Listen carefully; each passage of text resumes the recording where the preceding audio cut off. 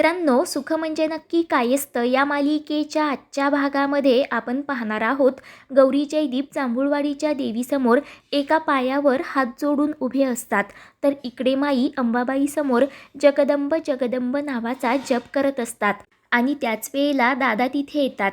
लक्ष्मीबाई झोपल्यासुद्धा, अहो मालकीनबाई कशाला त्या देवी आईला वेठीस धरतात, तुम्ही सुद्धा झोपायला चला, असं ते माईंना सांगत असतात. तर माई म्हणतात, तुम्हाला दिसत नाही का मी जप करत आहे ते? दादा विचारतात, अहो पण कशासाठी करताय ते तरी सांगा.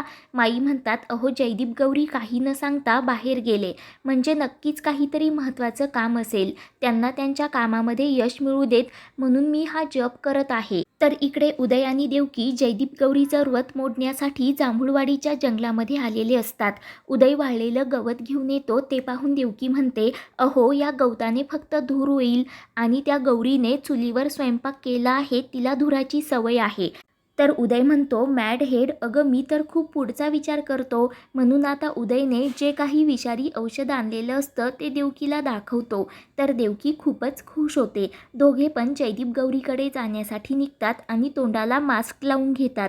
तर इकडे जयदीप गौरी अजूनही त्यांचं व्रत पूर्ण करण्यासाठी एका पायावरती हात जोडून उभे असतात. तर दुसरीकडे उदय ते गवत पेटवतो आणि त्यामध्ये विषारी पावडर टाकतो. तर त्याचा धूर जयदीप आणि गौरीच्या नाकातोंडात जातो. दोघांनाही खूप त्रास होत असतो, ठसका लागतो. गौरी जयदीपचा तोल जाणार तर दोघेही एकमेकांना घट्ट पकडतात आणि अजिबात हार मानायची नाही असं खुणावतात. तर उलट इकडे देवकी आणि उदयलाच त्या धुरामुळे खूप त्रास होऊ लागतो, तर दोघेही तेथून पळून जातात. त्यानंतर दुसऱ्या दिवशी सकाळ होते, तरीही जयदीप गौरी तसेच उभे असतात. तर तेवढ्यात जोगतीन तिथे अंबाबाईचा उदो उदो करतच येते. ती जयदीप गौरीला सांगते, तुमच्या दोघांचंही व्रत आता पूर्ण झालं आहे, तुम्ही पाय खाली ठेवू शकता. तर आता जयदीप गौरी दोघे पण आनंदाने पुन्हा एकदा अंबाबाईचे आशीर्वाद घेतात. जोगतीन सांगत असते की तुझं उत्तर तुला मिळेल, ते तुझ्या पायाशी चालत येईल, परंतु डोळे उघडे ठेवून आंधळ्यासारखी वागू नकोस, कारण तुमच्या घरावर अजूनही मृत्यूची सावली आहे. ती दूर करण्यासाठी फक्त एकच पर्याय आहे, ते म्हणजे त्रिशूळ. तेच तुम्हाला या संकटातून वाचवू शकतं, असं म्हणत जोगतीन लगेच तेथून निघून जाते. त्यानंतर इकडे माईसुद्धा अजूनही जगदंब नावाचा जप करत असतात. तेवढ्यात जयदीप गौरी घरी येतात. गौरी विचारते, माई तुम्ही रात्रभर इथेच बसून होतात का? तर माई म्हणतात, अगं तुम्ही अपरात्री असा जीवाला घोर लावून गेलात तर मला झोप कशी लागेल? तर गौरी म्हणते, माई तरी मी तुम्हाला सांगून गेले होते ना, आता सगळं काही अंबाबाईवर सोपवा आणि तुम्ही शांतपणे झोपा म्हणून, तुम्ही माझं का ऐकलं नाहीत? त्यावर माई म्हणतात, अगं मी पण तुझी आई आहे, तू कशी हट्टी आहेस ना, तर मी सुद्धा तुझ्यासारखीच आहे. तर गौरी म्हणत असते, म्हातारपणाला हे सगळं तुम्हाला झेपेल का? त्याच वेळेला अम्मा तिथे पळत येते आणि सर्वांना सांगते की दादांना चक्कर आली आहे. तेव्हा आता घाबरतच सर्वजण दादांच्या रूममध्ये जातात. तर दादा खाली पडलेले असतात, त्यांना खूप कसं तरी होत असतं. तर जयदीप गौरी दादांना उठवत बेडवर शांतपणे बसवतात व त्यांना पिण्यासाठी पाणी देत असतात. जयदीप काळजीनेच विचारतो, दादा तुम्हाला कुठे लागलं तर नाही ना, म्हणजे तुम्ही झोपेत खाली पडलात का? तर दादा म्हणतात, नाही हो जयदीपराव, मला झोप लागलीच कुठे. तर माई विचारतात, म्हणजे तुम्ही रात्रभर झोपलाच नाहीत का? तर दादा म्हणतात, अहो मालकीनबाई, जयदीप गौरीच्या काळजीने तुम्ही रात्रभर जाग्या होतात, मग मला झोप कशी लागेल? तेवढ्यात गौरी पळतच येते व दादांना बीपीची गोळी खाण्यासाठी देते. ती विचारते, दादा डॉक्टरांना बोलवायचं का? तर दादा नकार देत म्हणतात, आता तुम्ही दोघेजण आला आहात ना, तुम्ही दोघेजण माझं औषध आहात. तर गौरी अम्माला विचारते, लक्ष्मी कुठे आहे? अम्मा सांगते की शालिनी वहिनी तिला शाळेत घेऊन गेले आहेत. तर आता सर्वजण दादांना शांतपणे झोपी लावतात. गौरी म्हणते, माई मी तुम्हाला सांगितलं होतं ना, आता बघा बरं, दादांना तुमच्यामुळे त्रास झाला. जयदीप म्हणतो, अगं माई मी होतो ना गौरीसोबत, तुला काळजीचं काय कारण होतं? तर माई म्हणतात, आमच्या त्रासाचं सोड रे, परंतु तुम्हा दोघांना किती त्रास झाला असेल हे तुमच्याकडे बघूनच कळत होतं, परंतु या सर्वाचं फळ तुम्हाला मिळालं का? त्यावर गौरी सांगते, जोगतीन म्हणाली की उत्तर तुझ्या पायाशी चालत येईल. माई म्हणतात, म्हणजे वाट पाहिल्याशिवाय आता गत्यंतर नाही. जयदीप सांगतो, हो, आता देवीच्या मनात असेल ना तेव्हाच ते घडेल. तेवढ्यात अम्मा तिथे येते व माईंना सांगते, बाहेर एक माणूस आला, तो म्हणतोय की दादासाहेबांना भेटायचं. जयदीप म्हणतो, अम्मा त्यांना सांग की तुम्ही नंतर भेटायला या. अम्मा म्हणते मी त्यांना सांगितलं, परंतु ते म्हणताय की मला आत्ताच्या आत्ता दादासाहेबांना भेटायचं आहे. तेव्हा आता जयदीप आणि गौरी त्या व्यक्तीला भेटण्यासाठी बाहेर येतात. जयदीप विचारतो तुम्ही कोण? त्यावर तो व्यक्ती सांगतो की मी शिवा जमदाडे. जयदीप विचारतो तुमचं दादासाहेबांकडे काय काम होतं? कारण आता दादासाहेबांची तब्येत खूप खराब असल्यामुळे ते तुम्हाला नाही भेटू शकत.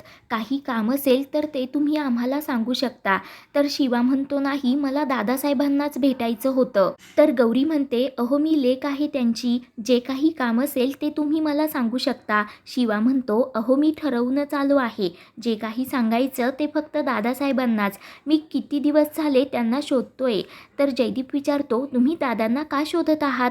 आणि जे काही काम असेल ते तुम्ही आम्हाला सांगा, कारण दादासाहेबांची तब्येत आता ठीक नाही.